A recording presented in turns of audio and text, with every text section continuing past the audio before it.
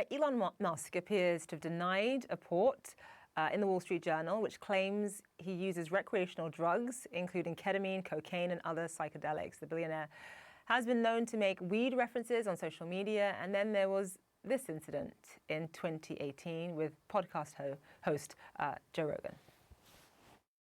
Probably can't because of stockholders, right? I mean, it's legal, right? It's totally legal. Okay. How does that work? Do people get upset at you if you do certain things? There's tobacco and marijuana in there. That's all it is.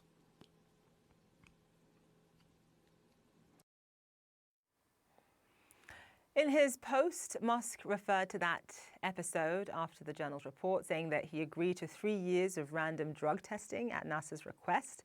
NASA has yet to return our request for comment.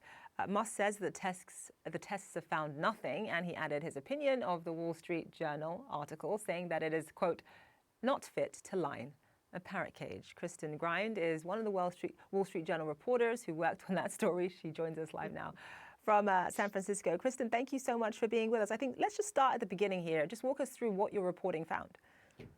Sure. So first of all, this reporting was incredibly challenging and took a very long time because not a lot of people want to talk about Elon Musk's drug use. But we basically were able to look at the illegal drugs he has used over a number of years. But way beyond that, we also looked at how leaders and directors at Tesla and SpaceX have been concerned about this and how they've kind of handled that concern and what they've done and not done over those years.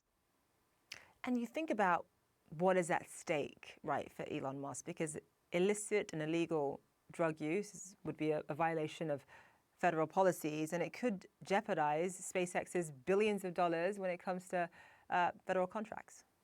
Well, that's exactly right. I mean, listen, I'm in San Francisco. You'd be hard pressed to find someone here that's not using ketamine in their free time, right? Okay. But it's important for Elon Musk because of his role at SpaceX and these billions of dollars in government contracts. Those contracts are extremely strict about what you're able to do in and out of the office to get security clearance. In addition, listen, I mean, he's the head of a very public, large company, Tesla, as well as, I think 4 by last count other companies. So it's a lot of employees and investor dollars at stake too.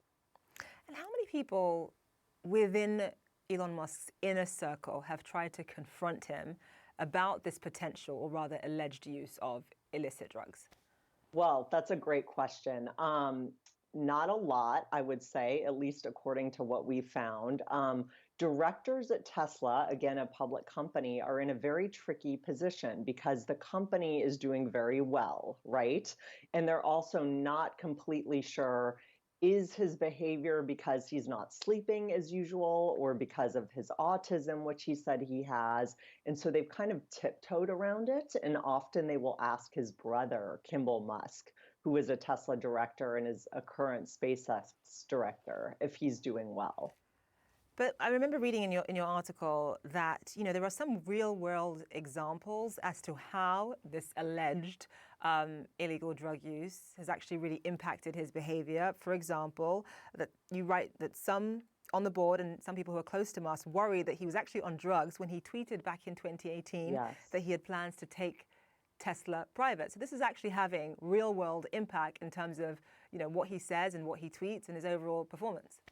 Absolutely. And we have another example at SpaceX, actually, where he was giving a presentation and was slurring his words and very hard to hear. In that instance, we don't know if he was on drugs, but executives were worried after the fact that he was. So it brings up this kind of larger point where the people around him at these companies just aren't sure, right? And that's not a place you want to be in at a company this large and important.